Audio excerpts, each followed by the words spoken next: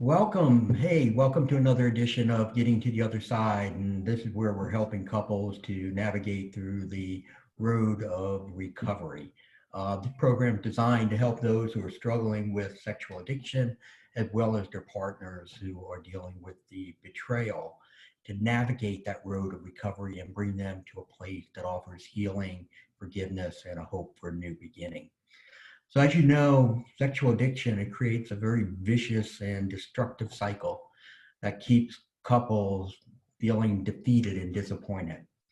But I've come to understand in my clinical practice over the years that that cycle really can be broken when we have valuable insight that provides us the answer to a very critical question. And that question is why? If you think about it, those who are betrayed often ask, why? Why did you do this to me? Why are you involved in this type of activity? Um, Most betrayers, they don't know the answer to that question, and they believe what's happening is their partner suffers some sort of character flaw. And for years, because you always ask a client when they come in why they think they've abused sex. And I've heard a litany of answers, including, I have no idea. I wish I knew. I think it's just who I am. It's the way God made me. I'm a bad man. I'm a bad woman. I'm mentally disturbed. I lack willpower. I've heard all of those, and I've heard so much more. But I'm going to let you in on a little secret. All those answers are incorrect. See, without a clear rationale for why, we're going to default to believing that we're suffering from a character flaw or there's a physiological disorder that's going on in our minds. And therefore, we become obsessed with we think our obsession with sex is the result of a perverted mind or an overactive sexual libido. So if you betrayed a loved one, what about you? What is your answer to the why question? Is your response as harsh as some of those labels that I gave you before? I don't know. My guess is yes. Today, we're going to be examining that important question. And we really have a special program here today. It's actually part one of two parts, because what I'm going to be unveiling for you are the 9 rationales for why men abuse sex. And what I've done is I've taken them and I've tied them into the inner child. So basically what I've created are 9 different kids that are that play a part in driving us to unwanted sexual behaviors. So what we need to do is to uncover what is the real root of the addiction. And we do that by identifying what are those core emotional triggers that activate the kids. So the key to the power of unlocking that power of addiction is to uncover why it manifested in the first place. The answer to the why question is going to be able to provide you with this freedom and relief that enables you to feel more hopeful moving forward. And it also, for the spouse too, to be able to realize, whoa, you know what? There's a real brokenness that's here that lies underneath the root of what this behavior is about. So those are what we're going to be talking about here. Because you have to remember, the alternative to not finding the answer to this question is going to be keeping you locked in shame and frustration. And with that comes up a lot of other issues, and therefore also continues the cycle going around and around and around. So with that, let me take a moment here to talk to you a little bit about the inner child, okay, and why I believe it is really important. The inner child, to me, is responsible for being the warehouse or the storage unit of all our past emotional pain. And what happens is events that occur today in our daily life, we take those events and they're negative. Let's say there's a negative event that happened. That negative event is taken by our inner child and he correlates it with something from the past that seems very similar. So what we see is that these two worlds collide. What's going on today with what's going on in the past. And what it does, it intensifies the level of pain, emotional pain that we are feeling at any given moment. And the child is not going to want to sit there. What he's going to want to do is to move away from it. So with that, what I'm going to do is take a moment to share with you my screen so that you can see what I'm talking about here.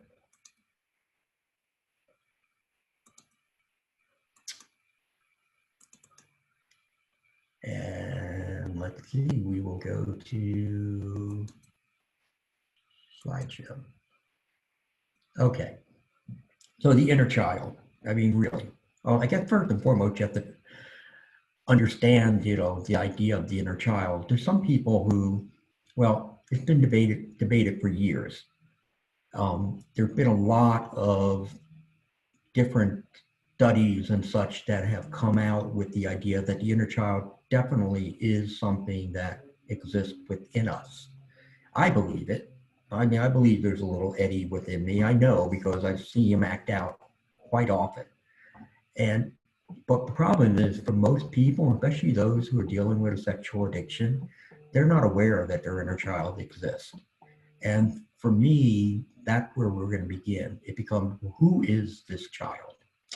So the child to me, first and foremost, he's locked in a time warp. He is back in those days when we were going through various trauma, neglect, different things like that. And he doesn't come out of that time warp. So therefore, for him, it's a pretty frightening and scary place that he's sitting there and reliving a lot of the pain we went through.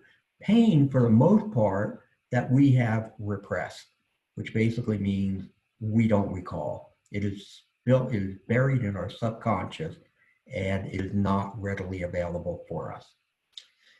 This kid then becomes activated by emotional triggers. I think that's what I started to explain to you before. Something that happens now in the current day, he takes and he associates it with something that happened in the past. So let me give you an example. Let's say supposedly that you've had a relationship with a really close dear friend and you had a falling out.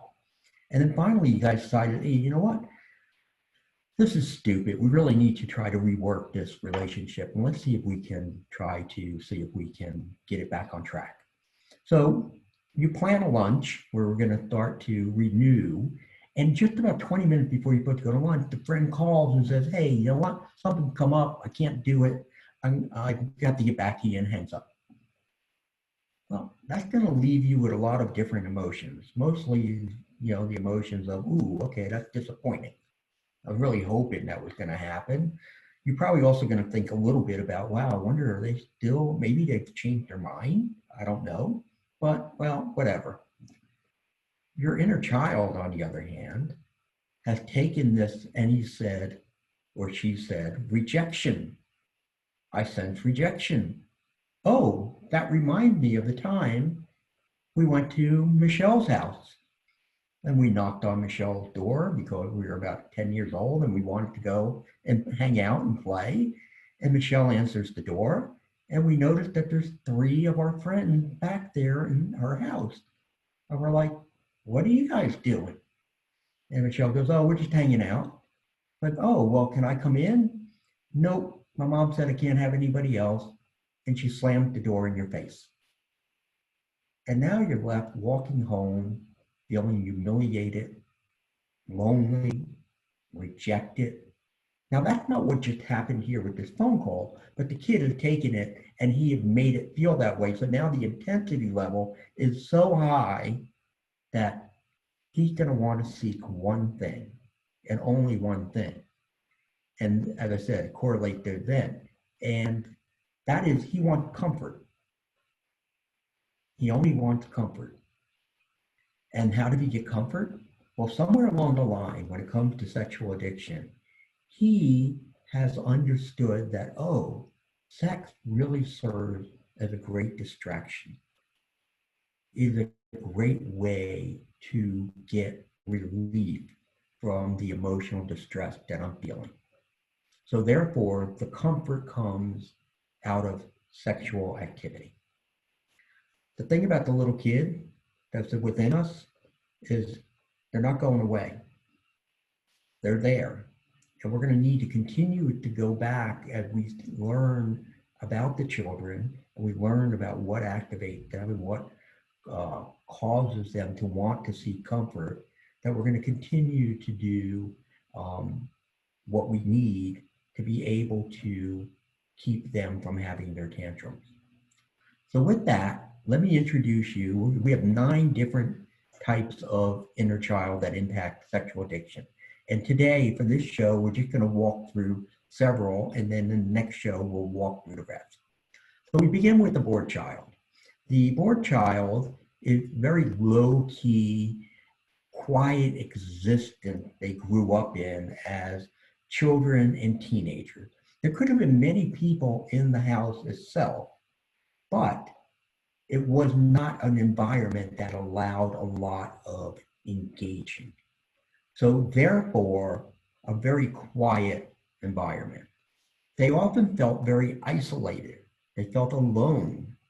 Felt like, there's really nobody who really cares for me here in this environment. So they learned to entertain themselves with fantasy. And at first it starts off with fantasy of perhaps maybe being a baseball player or being a princess, whatever it may be. And that's where it begins. But then it later turns into sexual, because somewhere along the line, they come across sex and they find that it offers this level of stimulation unlike anything they've ever experienced before. It is just absolutely mind-blowing for them. And now what it's become is the go-to. They become laser focused on this newfound outlet for stimulation. And therefore they're going to use it as much as they can as they're trying to offset the fact of feeling very bored. And now as adults, as they grow up, they're programmed to fill all those quiet moments with the quest to seek the chemicals that sex delivers for them. So this is the bored child. And, as I work with individuals who suffer from a sexual addiction, boredom is something that many of them face and have to deal with on a regular basis. And I'm not going to go into all of that right now, but a lot of it has to do with arrested emotional development in their, early years of development. But we'll talk about that in a later show. But right now, this is your bored child. He had one desire, she had one desire, and that is to be stimulated. They're seeking stimulation. And as I said, they come to find that sex offers a great form of stimulation. The unaffirmed child. This is a kid who grew up in an environment that they received very little in the way of praise, or they may have received a lot in the way of continuous criticism. So nobody really sitting here and nurturing this kid in a very healthy way. So what we wind up having is a wind up with a low self-worth and insecurity. That's what they feel about themselves, because they have either not been told that they don't amount to anything, or they've not been given the right words and praise to feel like they do amount to something. They learn that sex can be a way of achieving affirmation, even if it's only fantasy. So for example, for some men, if they go to escorts, even though they're paying money to be with the women, there's a sense that they get that the women strongly desire them and that they feel that this is who I would want to be, whether or not you are paying me money. Or even in pornography, there are many men who will tell you that, yes, when I watch porn, I get a sense of affirmation. I get this sense that, oh, you know what? That woman would love being with me. She would really compliment me about the way I look or my sexual ability. Again, it's all pseudo, it's not real. But again, you talk about children who are raised in an environment where they're in their own head a great deal. So they live in fantasy, and the fantasy just continues into their adult world. As adult, they may become a very unselfish sex partner. And the reason for that is because they believe that, wow, you know what? This is the way I get affirmation. If I can rock a person's world sexually, they're going to compliment me greatly. And in some cases, they may even go so far to believe that they're God's gift to women or men. For this child, their desire is to be valued. That is what they're seeking, but they seek it through sex. That is the way they come to identify it and recognize it. The next child is the unnoticed child. These are the kids who feel like, you know what? I never really belonged. Nobody ever chased me. You know, I was the last one picked, or maybe I wasn't even picked at all with it. So they learn that if I can use sex to receive attention, and that's why you'll see them doing a lot of trolling, looking at Facebook pictures and thinking as they're looking at images saying, ooh, that person would probably want to be with me. They'll do some flirting, they'll do sexting, all of these things for them because they're looking for the engagement. They're just looking for the attention. Their desire for attention, however, is so strong that whatever they may receive from their spouse or partner is not going to be enough. I mean, because here it is, you have a kid who grew up with people rarely paying attention. So even if I have someone who's paying attention to me, oh, you're interested in me too? You just gravitate to it. Oh, you want to spend some time with me also? You gravitate to it. And it just becomes a bigger mess for these folks because they just don't know when to say stop. They seek additional attention from others to satisfy their emotional needs. That's what they are doing here with this.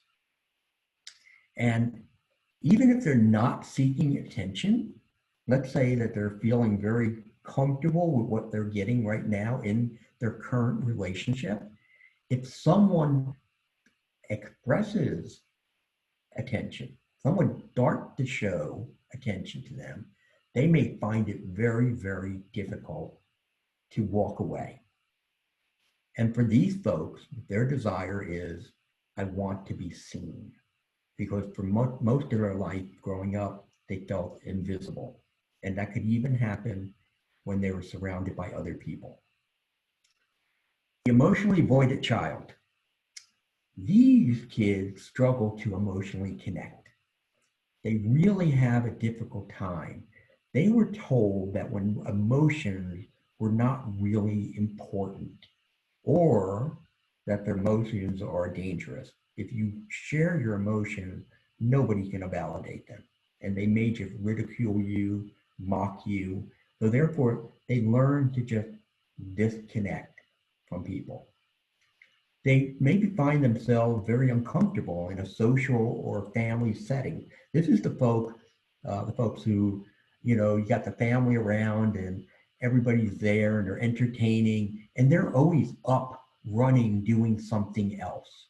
Like, oh, I have to go take care of, you know, something for the meal, or I have to go clean this, or they cannot sit still and just enjoy the connection that goes back and forth with people because it causes anxiety. They don't know what to say. They don't know how to engage. They don't know how to interact in a very healthy way. They also confuse physical intimacy for emotional intimacy. I will show you how I love you by touching you, by holding you, by kissing you, and engaging in sex with you. That is when they feel the closest to someone because they don't know what emotional intimacy really is. This often leaves their partners feeling very unfulfilled.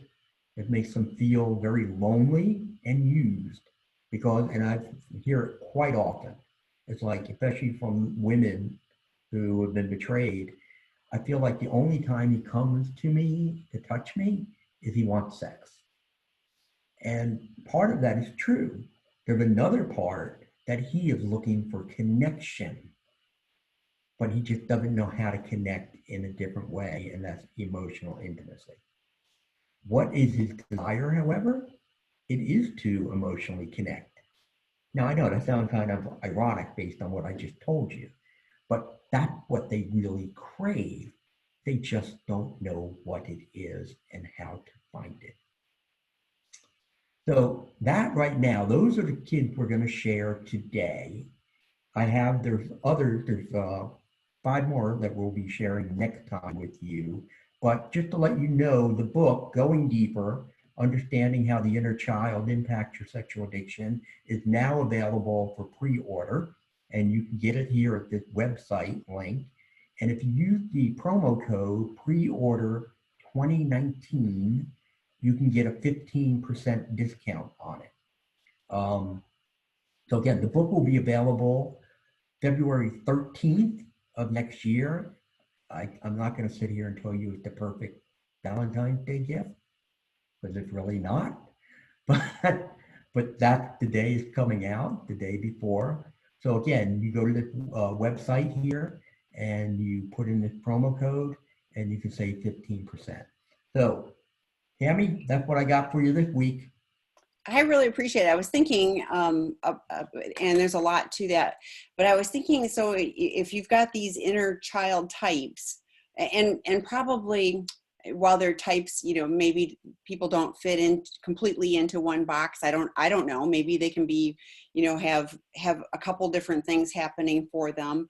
First of all, and I shared this with you last week, I love that picture that you started with the mesh people with their inner child in between, and I've shared on webinars before too with my personal therapist, like doing that work of like, what would you tell yourself when you were younger really was powerful, so I can totally understand the adult and the, the inner child, understanding that, my younger person is still inside me, the woundedness and whatever, but there were opportunities to heal.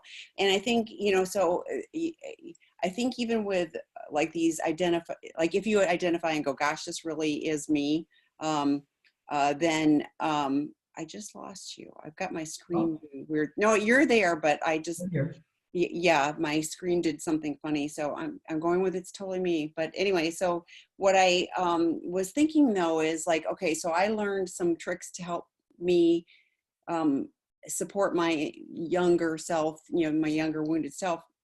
So, oh shoot.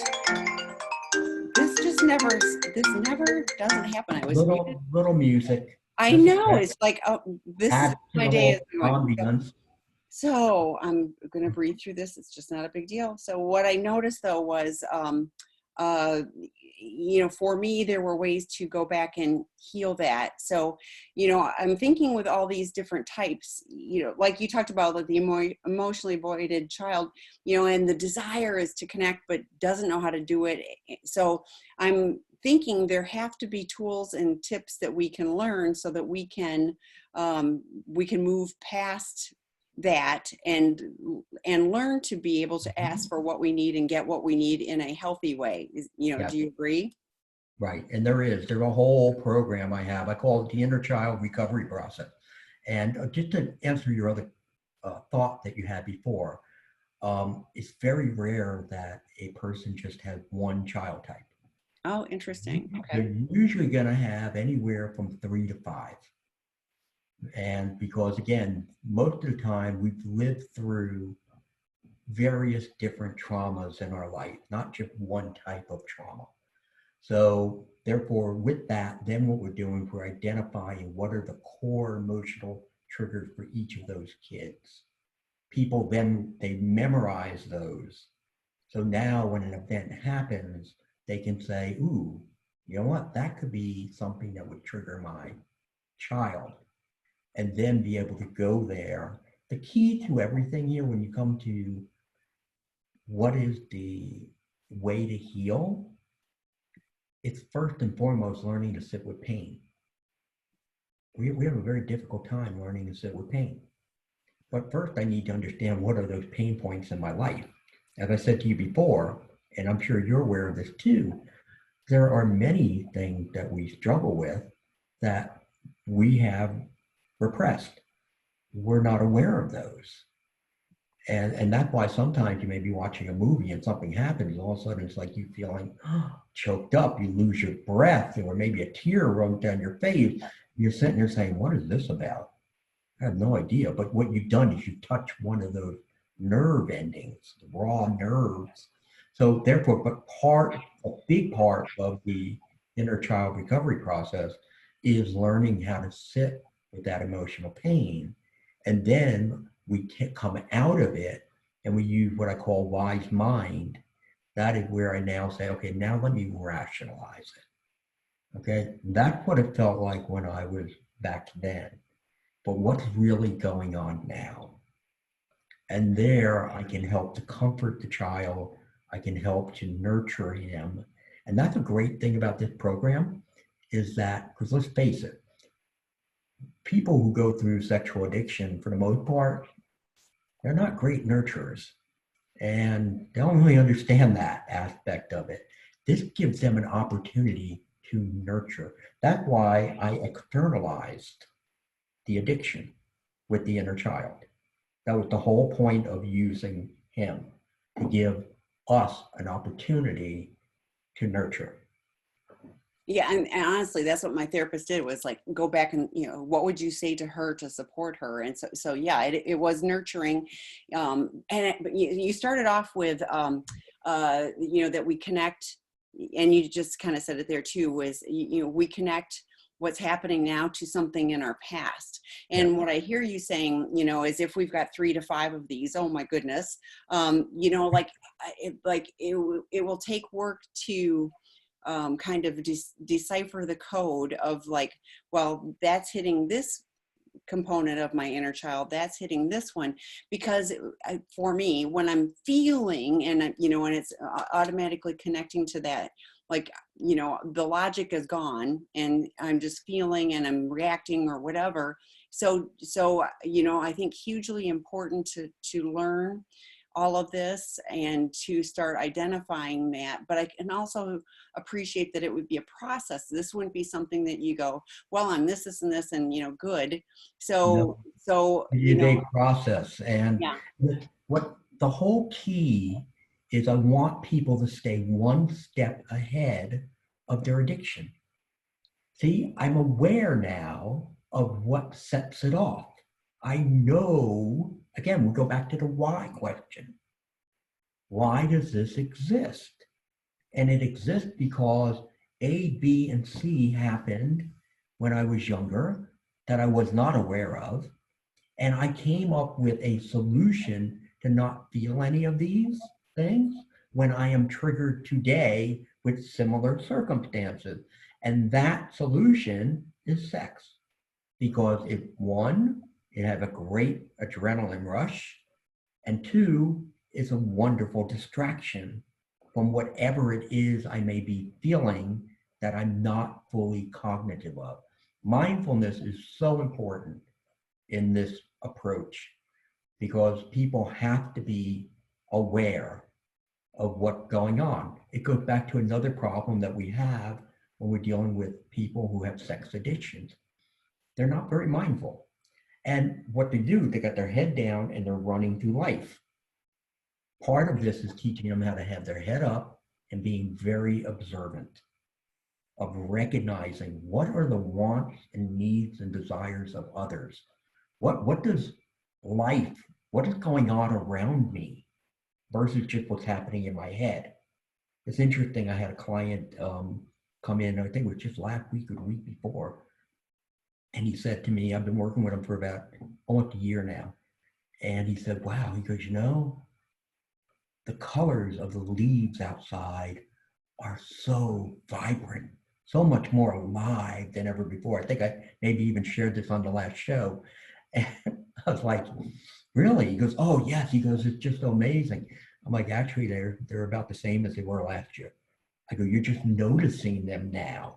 We're no longer just walking through life. We're living life. And this is new and it's kind of scary because it's not the norm. It's not the norm. It's not what we're used to. And that's why if you look at those child types, they've been around for a long time. And now what we're trying to do is we're trying to rechange the behavior.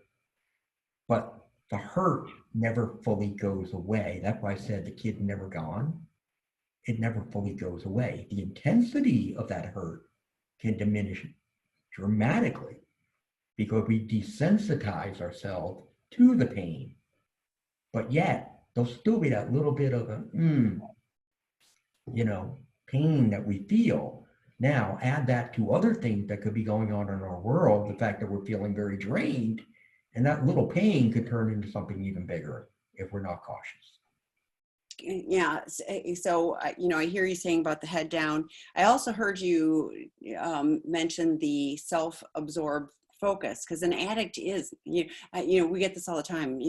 I think my addict spouse is a narcissist. Yes, that person is. If you are an addict, an active addict or not yet in recovery or have enough tools, you are a narcissist. It is all about you. It's all about your ability to continue to act out. You can't imagine life without acting out, all of that. You also talked about, sex addiction, but it's also sex, chemicals, food, anything that takes us away from being able to see the colors of the leaves and have empathy and connection with other people.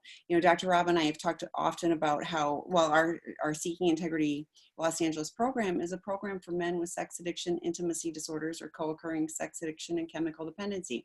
We identify that, intimacy is part of that.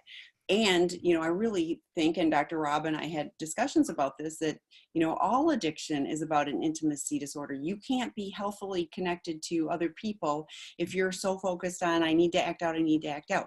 And one of our other moderators has talked about how, addiction is in the base part of your brain, the old part. She said, it's like breathing. And I was like, oh my gosh, that makes so much sense, because I am committed to breathing.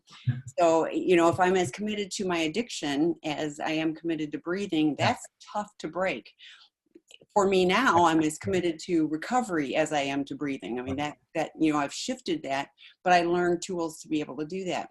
It was interesting that when I sent out the previews of the book to leaders in the sex addiction field, including Dr. Rob, who came back with endorsements, and I got incredible endorsements on all of it. But the one thing I also heard from all of them, well, not all of them, but most of them, which is exactly the point you just raised, this process can be used for any kind of addiction. Because what you've done is you're going to the root of why it exists in the first place. And I tell you the truth, when I was writing it, I didn't realize it. I didn't know that. But then as it came back and they were telling me this, I'm like, wow, you know what? You're absolutely right. Could be for food, could be for gambling, could be for working, could be whatever it is, whatever problem you're suffering from. one of the former president of ASAM. I was in a meeting with him. This was a number of years ago, and I can't remember his name, but I'll never forget what he said. He said, "There is no S in addiction. Addiction is addiction." And I was like, oh, because I believe that. So it's so often, well, okay, I stopped using pornography, but I've gained 50 pounds because like now I'm using food in the same way, or I'm not hooking up with prostitutes, but I'm smoking cannabis every day. I mean, whatever it is. Well, that's why we can't go for just behavior modification. It's got to go beyond that, and that's why when you look at the programs that are out there, they're just focusing on, let's remove this behavior from your life. We are limiting the real recovery for a person because we're not helping them heal from the emotional distresses they have been hiding from for so long. You have to stop the behavior first before you can do that. Yeah, absolutely. Absolutely. Right. We got to stop the behavior too. Yes, because I so often see that. We can do all those other things. We can put the monitoring devices on. We can do all that. Yes, absolutely. Yeah. But you can't stop there. I agree, but too often we see therapists, and I get it. They want to do the trauma work and all of that kind of stuff. But if people don't have the wherewithal to be able to tolerate that, like they don't have the skills to be able to tolerate that, they're just going to relapse all over the place. So it's definitely a process. So I love stop the behavior and then address the underlying issues so you don't return to that behavior or just pick another one. So that's why when you see people do EMDR therapy, they don't bring somebody in their office and, okay, let's start. I mean, they take several weeks, if not months, to make sure their ego strength is strong enough to be able to go in and do the trauma work. Yeah. To your point, if you're attacking trauma and a person is just not ready to go there, you just send them. I mean, you're lighting the fuse. Yeah. You're lighting the fuse. Yeah. I don't handle uncomfortable feelings. Now I have a whole bunch of uncomfortable feelings. Guess what I'm going to do? I'm going to go, I'm going to go act out because like, that's how I'm going to manage this. So yes, it's all a process, but I love that. I just wanted to clarify that because I end up with, people, talking about. We need to take care of the behavior also, but we just can't stop there. Right. And there are some approaches, that's all they do. Correct. Or some people that just go, well, I stopped the behavior. So, I really distinguish between sobriety, abstinence, and recovery. I live in recovery, and that means I'm continuing to for personal growth, to minimize those things that have been problematic for me. I'm not ever going to be perfect. It's something I'm striving towards, but obviously I'm never going to do that. But I see too often people that just go, well, I stopped this, and and I'm going to accept that this is where I'm at, and I think that leaves a lot on the table. So absolutely. Questions, comments? Seems like pretty quiet today. It is quiet today. Yeah. So yeah. Everybody must be doing pre-Thanksgiving stuff. I don't know. Yeah. Next week's schedule will be a little different for, I've got a few people who are out, and I'm going to be out. So I'm getting subs, but we're also canceling a few. So for those of you listening to this, please watch the calendar. I try to make sure the calendar is updated appropriately. So, but great information. So let me turn something over to you. If you looked at those 4 kids I showed today, like the bored child and the lack of affirmation, attention, or emotionally voided, did you gravitate to any of those? Yeah, I was trying to, I think the Unnoticed, and I will share this because my parents never come on here, but I had a sister who was had physical she required lots of attention. Understandably, it was just how it was. And so Enid Gray's book on neglect really hit home for me. But I think it was, I had to have no needs and to be small and all of that. So like, that one resonated the most with me. bored, I always was able to do things, but I also thought, yeah, I mean, I escaped into books a lot. So who knows, you know, as you're going through these, I go, well, probably little, you know, little points on that.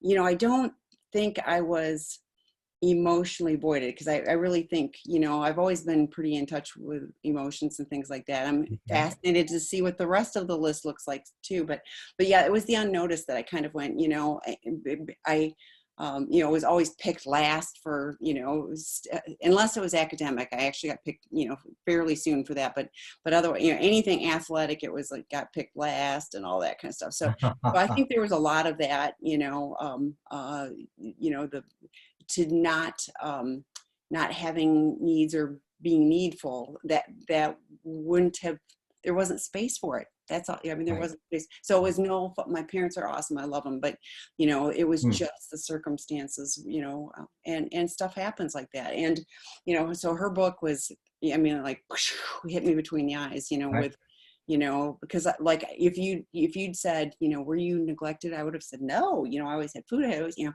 I was always cared for. But when it was, you know, there just wasn't the bandwidth, you know. That's And so correct. yeah, so it was, and that was just her book came out, I think, a little over a year ago. So Running it on was Empty. that far into my recovery. Okay. There's another wonderful book called Running on Empty. It's the same thing where they identify the 12 different parent types. And one is what you said, they're preoccupied with an illness or something that's in the house. Yeah. Not that they, again, not that they don't care, not that they don't, Right. they Yeah. lack the bandwidth. So I see that somebody here wants us to go back and show one of the slides again. So Yes. The let second me, child description. Yes. Can you do that? yep, I can do that. So let me slideshow. You asked, here you go. Here's Uh, the rest of them. Okay, but oh, there you we go. didn't see, what we didn't see today, we didn't see the need for control. We did not deal with the early sexual stimulation abuse, stress, the entitled child. Entitled child is somebody you got to watch out for. They're tough. That's a tough one. And then the weak and or inferior child. So Yeah. those are the rest of them that are coming that we'll be doing next month. Okay. So let's see, slide number 2. All right, we're looking Was at it the, unaffirmed? Yeah, I was gonna say, I think yeah, they were looking for the unaffirmed child. Um, again, if we talked about these are the kids who, you know, their self-esteem just never developed, whether it be the fact there was all that criticism or the fact that they just never received much in the way of praise. And therefore, you know, they figure out, okay, what do I do to earn some sort of sense of affirmation? And they find through sex that they can get it. It's really interesting. I mean, I've always been fascinated with the idea of talking to guys who get the sense of they receive affirmation from watching porn. And that is nothing, I've never had that at all. But there are quite a few men, they get that sense that, you know, oh, you know what, I could do what's being done there. She would be falling all over me for how I could make her feel. It's just very interesting. Or even men who pay for sex, but yet believe that, you know what, that woman is just so into him, you know, and that I could understand a little bit more. So anyway, here it is up here. So hopefully gave a little bit more insight to our viewer to Well, see I'm what. thinking, you know, the porn, I mean, if it's a cam girl or boy, you know, that's interactive That's a little porn. different. Yeah, yeah, but you know, some people just say that's porn, you know, that they're not It is identified. porn. I It is understand, but I'm porn. saying if somebody comes in and the therapist doesn't um, do a little more research and say, what kind of porn are you watching? That, Right. you know, that type Correct. of thing. You know, people will gloss over and go, I'm watching porn, even if it's, you know, No, elder this erotica is or whatever. So, you know, these people who have reported this to me over the years. We're talking about traditional porn. interesting. Yeah. Yeah, traditional porn we're talking about. So it's I that. was thinking about with this one, I'm not a huge, and yeah, I've watched Harry Potter, but like I don't know everything like some people do. But I was thinking of the redheaded boy. I think Oh his name yeah, is right. Ron. And I was Uh-huh. like, that mirror of error said he just wanted his family to recognize him and give him, because there were so many kids and he didn't get attention. And I was thinking, that feels like this too. It's like, you're Yeah, just kind of lost in the shuffle. So, right. This is one that I gravitated to. This and the Unnoticed Child no, interesting. for me. Those were the two main ones that. So therefore, it was always the hunt to be affirmed. There was always the hunt to want to be noticed for that. So I don't know. Maybe that's part of the reason why I even do a podcast. Yeah, there you go.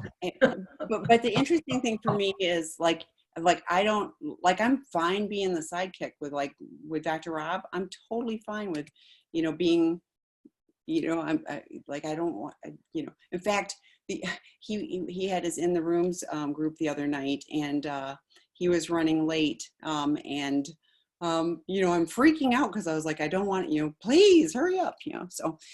Okay, so you Right. mentioned that it's usually a mix of 3 to 5 different types of inner child. Yes, there is. Again, if people go through, and that's why when they, and of course, my clients now have had the book. I've been giving them the manuscript copies of it so that they can walk through the child. And I've always had before, I had just little summaries. Now, of course, each child gets a, chapter. Um, and that's why it's really important for them to take their time going through each of the kids, because another component to all of this for people who struggle with sexual addiction, if a large majority of them have a difficult time going back and remembering things from their childhood, right? You're shaking your Oh head, yeah, absolutely. right? Yeah, and like I said, with that book on neglect, like if you had asked me before I started reading that book, I could not have identified, and this is just the last, year or so, so like that was, I had to read and have it start pinging for me to be able to identify that. Because I would, if you said, were you neglected as a child? I would have said, heck no. I had, a warm place, I had, no, always had food, always had shelter, always had clothes, no, I get it quite often. yeah, I'll say, so let's talk about, I call them the cast of characters. yeah, Let's go home. And what was home like? Oh, home was great. Home was yeah, wonderful. Blah, blah, blah, blah.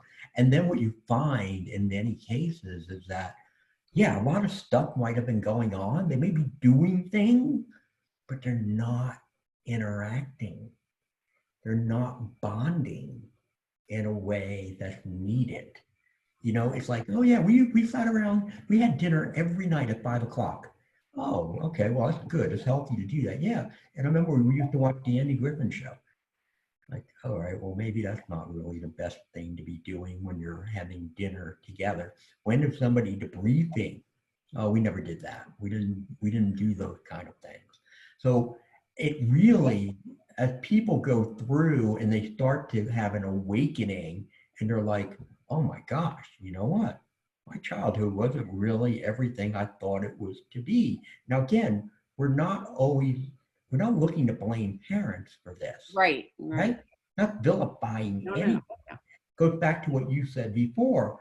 It's like maybe their bandwidth was too narrow. Okay. Now, in some cases, when it comes to abuse, things like that, yeah, then you know what? Parents are held responsible for all of that. But in most cases, I would say probably 8 out of 10 cases that I deal with, the parents were good people. Mhm, They maybe just didn't have the skills themselves, mhm. especially with the emotionally voided child. The reason nobody's teaching them how to connect emotionally and deal with their emotion is because the people who are supposed to be doing that don't know how to do it. Nobody showed them. So therefore, we just have the cycle that just continues from generation to generation to generation. And now, and that's why sometimes you get clients when they go through this, especially the emotional void child, and they sit there and like, oh my gosh, I've messed up my kids. I'm messing up my kids. I mean, they're waking up and they're saying, I really need to do more with my children to be able to validate their emotion, teach them to be able to express themselves, which again is another wonderful thing that comes out of all of this. And that goes far beyond just getting rid of a bad behavior. It's now, guess what? We're changing the whole dynamics of the house, and we're also changing the dynamic of other people's lives. So, hi, here's the partner now. It feels quite triggering for me to read that my partner is looking to see that these women want him when he's feeling low, looking to get affirmed that he could have them. I also feel low sometimes, but do not go around like that. And I also have a very tough upbringing, but I don't do these things. Okay. So, all right. First and foremost, okay, your partner may not be struggling with this. Okay. It depends on which inner child. And again, we showed you just a little glimpse of each of these. And even though that child, may get an affirmation from sex, right? That may not be the child that's, engaged with, that your husband is really gravitating to. Also, there's another sense of affirmation from sex that we're talking about, and that is through what he can get from you. Is that happening? I mean, does he feel that he's getting affirmation from that? Now, right now, it's probably not, because I know you're upset and you're triggered, but we don't want to go there. But at some point, in time, we start to evaluate relationships and what is it that the person who betrayed needs also. But, I'm sorry that you're triggered. That I will say, never really want to do that. You feel low. I think it says here, I feel low sometimes, but I don't go doing that kind of thing. And also you had a tough upbringing. It's hard to compare what you went through to what your partner went through, in growing up. All trauma is different. And you may have had some people in your life that might have been able to help you through some of that trauma, where maybe he didn't. It's really hard to give you an accurate answer to things. But yes, your question or your comment that, well, you know what, I had a tough life too, but I don't do these things. I've heard very, very often. But again, that's the way he decided to go after and hide. This was his form of escape. You may have come up with another form of escape that might have been a healthy one. He picked an unhealthy one. And now what we're trying to do is to change that approach so that he moves away from the unhealthy behaviors and start to make the healthy decisions. That goes back to where I said, after you sit with the emotional pain, we go to Weiss mind, where I can evaluate what's going on in my world right now. And with that, once I rationalize it, I can make healthy decisions. So I was thinking too, when you're talking about, he picked that one. And I'm like, I don't know that I picked my addiction. Like it.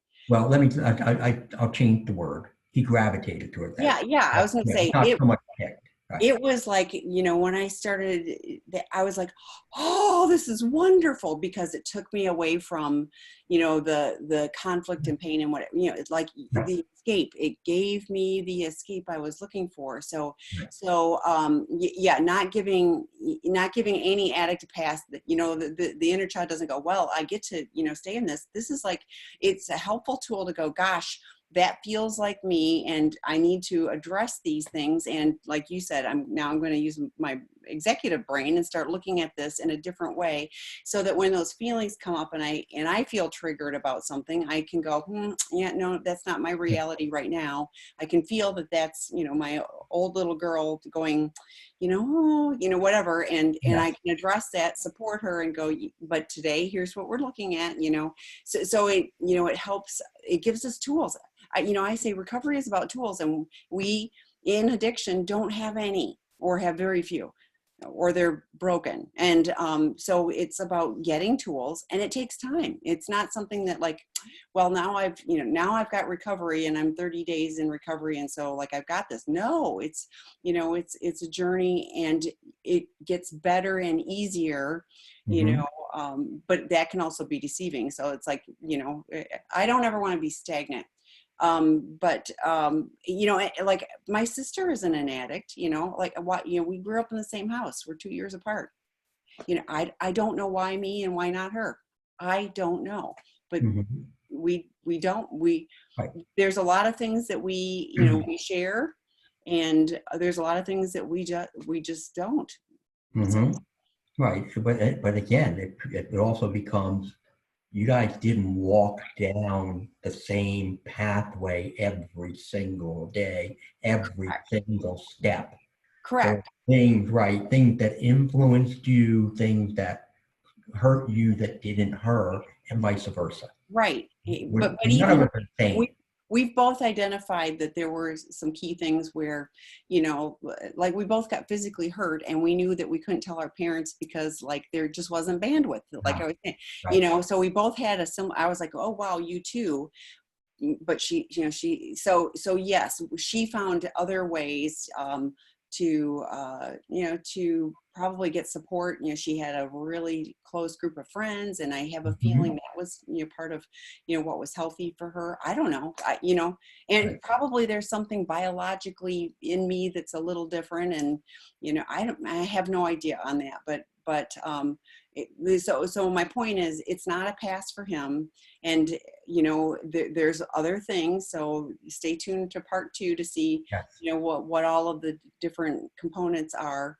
But even like knowledge is helpful, so if he goes, this is who I am, and these were my triggers, and I might have been looking for all of that, and you know, it isn't that now all of a sudden you have to provide that or else he's going to, but it's No. just like, Right. okay, I identify that this is, you know, where I'm at. So, you know, what can I do in place of that? What can I do when I feel like that little kid is coming out, you know, to look at it in today's world, in today's light as an adult, you know, and address it in a different way. So, Mhm. you know, I think the internal work is really important so that we don't keep making the same mistakes. Right. And I won't even say mistakes. So we don't keep repeating the behavior that, you know, the wounded child is, you know, looking to. When people come in to see me, the first thing that they're told is 80% of what we're going to be doing is self-reflection. You're going to be looking for insight. And I hope this is the beginning of a lifelong journey that, to your point, Tammy, we never stop learning about ourselves, that we're constantly looking deeper and deeper. Because it's not just about, why do I engage in sex to soothe myself, but also why maybe do I have a loose tongue where I can't, maybe say something I shouldn't say? Why is it that I get upset in traffic jam? Why, you can go through so many things, and it's all about self-improvement. It's about learning to be able to find a more peaceful place in our hearts and our lives. Yeah, I 100% agree. A few years ago, I had an incident, and it was not my shiningest moment. And, you know, it was right before one of my recovery birthdays. And I was like, you know, at this point, I wish I could say that the onion is peeled and I'm this Zen person, and, you know, I've got this all wrapped up with a bow, but I don't. And so I went to my recovery meeting. I owned up to what, you know, to the situation. You know, I said how I made my amends and all of this kind of stuff. It kind of got to be a little legend. People were repeating it later. I was like, oh, this is not what I want to be known for. But my point is, one of the things I said was, I can look back and to the person I am now, and you know, do I look back and from the person I was 2 years ago and see that I've made progress? Yes. And I want to 2 years from now be able to do the same thing, or whatever time period.